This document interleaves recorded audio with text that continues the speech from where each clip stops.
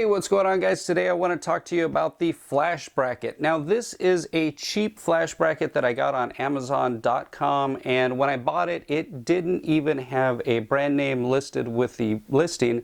It just said flash bracket, and I paid like $32 for it, including the TTL cord. And when I got it, it was this Exit Photo brand. So it's nothing fancy. It's a very simple flash bracket. Now, this flash bracket is sold under a lot of different brand names. Veo sells a version of this, Cowboy Studios, Newer. There's several different companies out there that sell a flash bracket that I think is exactly the same. It looks exactly the same, but I can't say for sure that it is because I've never actually handled their flash bracket. So this review pretty much applies to several different manufacturers.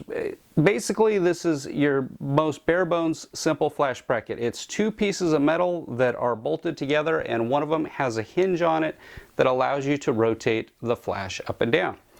So I paid about $31, $32, something like that for this, and that included the TTL cord because I did not have a short TTL cord and I needed it. If you don't need the TTL cord, you can get this for about $25 or so online through pretty much any photo site. So who is the flash bracket for? Well, the flash bracket's for basically anybody who's doing any kind of event photography. I don't do a lot of event photography, but I do enough that I needed something to get the flash up a little bit higher. I'm going to be doing some photography for a charity concert fundraiser here next month, and I just needed something to get the flash up higher. Now, the flash bracket is basically going to do two things. One is it's going to help reduce the chances of you getting red eye. I see a lot of people saying that you can't get red eye with these. You can. It's just going to reduce the chances of you getting it. But the biggest thing is that it's going to reduce the shadows or change the how the shadows appear in your images. If you look off to my right here, you can see that there is a little bit of a shadow that I'm being cast because the light's coming from my left.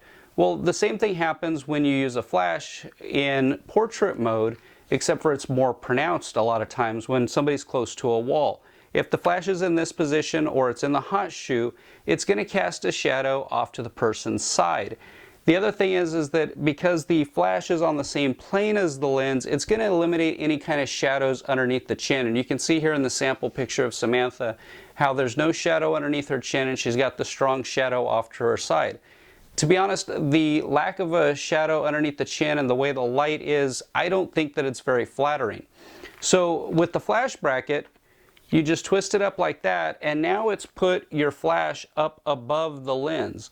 So what that does is it forces the shadow to fall behind your subject so it's not so distracting in the image, and it also produces the natural shadow underneath the chin because, you know, we're used to seeing light come from above, whether it's the sun or street lights or inside of a house. The lights are usually above us, and so our eyes are used to seeing the shadow underneath the chin. So I think it's a little bit more natural looking, and I prefer that look.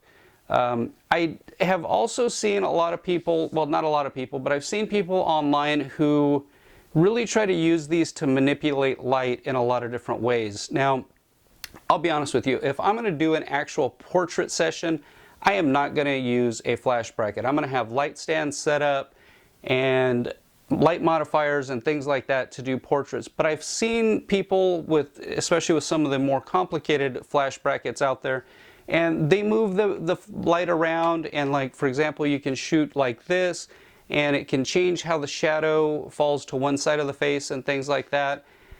I don't know how much I would personally do something like that because I'm going to use this flash bracket at run and gun events where I'm taking pictures of a lot of different people and I just want to get the flash off camera. I don't really know that I would use it to actually manipulate light very much, but it is something that you can do if you choose to. So there's different kinds of flash brackets out there. Like I said, I paid $30 for this. I've seen flash brackets online for several $100s. You can get them that you know, have spots for multiple different flashes and that'll rotate at different angles and do all kinds of cool stuff. But for me, for a basic simple flash bracket, this was what I got.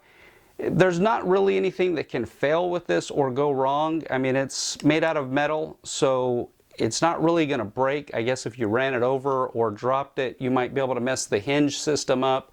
But for what I'm going to use it for, it's going to work, and it's going to work well. The other cool thing is you do have pre-drilled holes down here. If you want to put this on a monopod or a tripod, you can also mount it to that. And you know, if you're shooting with something like a 70-200 or something like that that kind of gets heavy after a while, it is beneficial to be able to do it, because you are adding weight with this flash bracket and the flash. You're adding about 2 pounds of weight to your camera, which as you get older like me, those extra pounds start to wear on you after a while. So it is nice to have those pre-built in and ready to go if you need them. So if you do event photography, weddings, charity events, school functions, whatever the case may be, and you need to get your flash off camera and you want to do it for as inexpensively as possible, you can buy one of these cheap flash brackets. They're on